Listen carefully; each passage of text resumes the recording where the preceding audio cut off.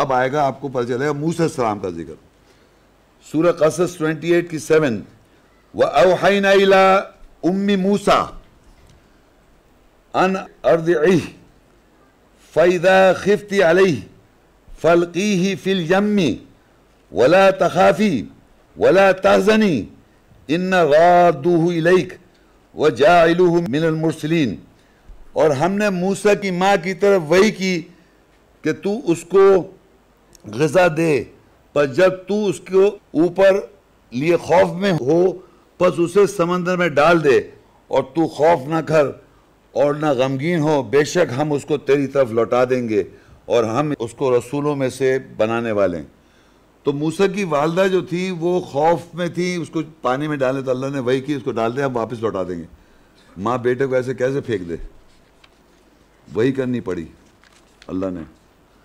تو اب جب اس کو پانی میں ڈال دیا موسیٰ السلام کو، تو وہاں لکھا ہے قصص 28 میں فَالْتَقَطَهُ آلُ فِرْعَوْنَ لِيَكُونَ لَهُمْ عَدُوًّا وَحَزَنًا إِنَّ فِرْعَوْنَ وَحَامَانَ وَجُنُودَهُمَا كَانُوا خَاطِئِينَ.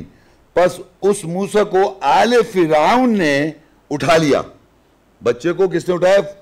آل فرعون مطلب فالوورز آف فرعون، اولاد نہیں، فرعون کی تو اولاد نہیں تھی، آل فرعون. میں کل آپ کو بتا تھا آل، آپ کون سوال کر رہے تھے؟ آل فرعون. آل فرعون نے اس کو اٹھا لیا کہ وہ ان کے لیے دشمن اور رنج ہو جائے، دشمن اور رنج ہو جائے.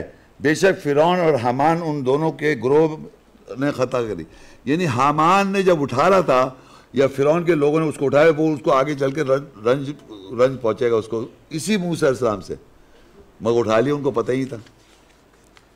یہ اللہ بتا رہا ہے. اب دیکھیے اب اٹھا لیا، فرعون تک کیسے پہنچ رہا ہے یہ. موسیٰ السلام مصر میں ہے نا، مصر کا بادشاہ ہے وہ فرعون. تو موسیٰ السلام کیسے پہنچے یہ دیکھیے. سورہ قصص 28:9 وَقَالَتِ امْرَأَتُ فِرْعَوْنَ قُرَّةُ عَيْنٍ لِّي وَلَكَ لَا تَقْتُلُوهُ عَسَىٰ أَن يَنفَعَنَا أَوْ نَتَّخِذَهُ وَلَدًا وَهُمْ لَا يَشْعُرُونَ. اور فرعون کی بیوی نے کہا یہ بچہ میرے لیے اور تیرے لیے آنکھوں کی ٹھنڈک ہے، تو اسے قتل نہ کر، شاید یہ کہ وہ ہمارے لیے فائدہ مند ہو یا ہم اسے بیٹا بنا لیں. اور وہ شعور نہیں رکھتے تھے. کس نے اٹھا لیا یہ؟ فرعون کہاں تھا؟ مصر میں. اور اس کی بیوی کہاں تھی؟ مصر میں. تو موسیٰ السلام کو اٹھایا اس کی بیوی نے اور کہا بیٹا بنا لے. کہاں ہوا یہ سب؟ تو اس کے معنی قرآن میں موسیٰ السلام مصر کے تھے.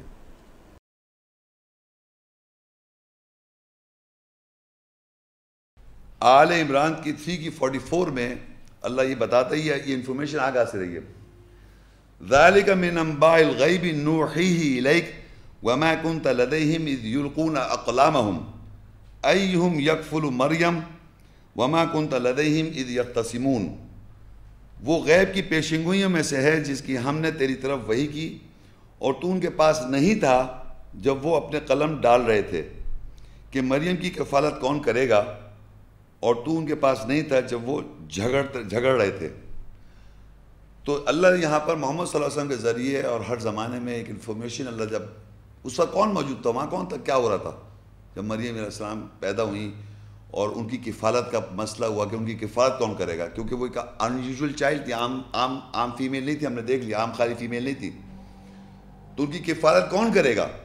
تو یہاں عربی میں قلم ڈالنے کا مقصد جو لینگویج میں استعمال ہوتا ہے، یعنی ایسا احاطہ جس میں کسی کو احاطہ یا جگہ جس کسی کو حفاظت کے لیے رکھا جائے، اس کو کہتے ہیں آپ. یعنی میں اپنا قلم ڈالنے کا مقصد یہ کہ میں بتا رہا ہوں کہ میرے پاس یہ پریویلیج ہے، میرا یہ گھر ہے، میرے پاس یہ سامان ہے، یا میری سراؤنڈنگز ہے، میرا یہ انوائرمنٹ ہے. دوسرا کہہ رہا ہے میرا، آپ دیکھیں قلم وہاں ڈالنا زبان میں استعمال ہوتا ہے کہ آپ اپنی جگہ بتا رہے تھے کہ کون اس کی کفالت کرے گا مریم کی.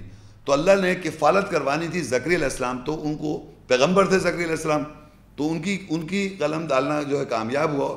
تو کفالت زکریا علیہ السلام نے کی، پیغمبر نے. کس کی؟ مریم علیہ السلام. بچپن میں، یعنی پیدائش کی بات ہوئی، چھوٹی پر.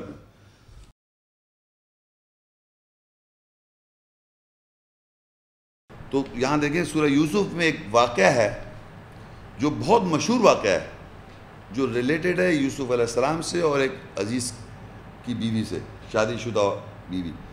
اب دیکھیے یہ لکھا ہوا ہے سورہ یوسف 12ویں سورت ہے، اس کی 21 اور 22۔ وَقَالَ الَّذِي اشْتَرَاهُ مِن مِصْرَ لِامْرَأَتِهِ أَكْرِمِي مَثْوَاهُ عَسَىٰ أَن يَنفَعَنَا أَوْ نَتَّخِذَهُ وَلَدًا وَكَذَلِكَ مَكَّنَّا لِيُوسُفَ فِي الْأَرْضِ وَلِنُعَلِّمَهُ مِن تَأْوِيلِ الْأَحَادِيثِ وَاللَّهُ غَالِبٌ عَلَىٰ أَمْرِهِ وَلَٰكِنَّ أَكْثَرَ النَّاسِ لَا يَعْلَمُونَ۔ اور عزیز مصر کے جس شخص نے اسے خریدا اپنی بیوی سے کہا اس کو اچھی طرح رکھنا، شاید یہ کہ ہمارے لیے فائدہ مند ہو، یہ ہم اسے اپنا بیٹا بنا لیں۔ اسی طرح ہم نے یوسف کو سرزمین پر مقیم کیا، مضبوط بنایا، اور تاکہ ہم اس کو احادیث واقعات کی تعویل سکھائیں۔ اور اللہ تو اپنے امر پر غالب ہے لیکن اکثر لوگ نہیں جانتے۔ اچھا اب یہ میں واقعہ بیان کرتا ہوں یوسف علیہ السلام کی، پورا سورہ یوسف میں یوسف علیہ السلام چھوٹے تھے، ان کے بھائیوں نے پلان کیا ان کو ایک کنویں میں ڈال دیتے ہیں، پوری واقعہ ہے۔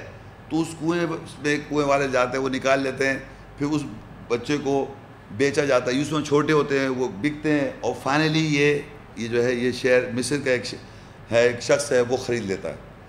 وہ جب خرید لیتا ہے اس بچے کو یعنی یوسف علیہ السلام کو، تو اپنی بیوی سے آن کے وہ کہہ رہا ہے یہ بات، یعنی ایک شخص ہے جس نے اسے خریدا یعنی یوسف علیہ السلام کو، اور اپنی بیوی سے کہا کہ تم اسے اچھی طرح گھر میں رکھو، ہمیں ہو سکتا ہے یہ فائدہ مند ہو ہماری زندگی میں آئے، یا پھر ہم اس کو بیٹا بھی بنا لیں گے۔ یعنی اندازہ کریں یوسف علیہ السلام کو بچے کو لا کے ایک شوہر اپنی بیوی سے کہہ رہا ہے اس کو بیٹے کی طرح ہم اس کو رکھتے ہیں گھر میں، بیٹے کی طرح رکھتے ہیں اور اس کو مقیم کرتے ہیں، اور اس کو یہ ہمارے لیے کسی فائدہ مند بھی ہو۔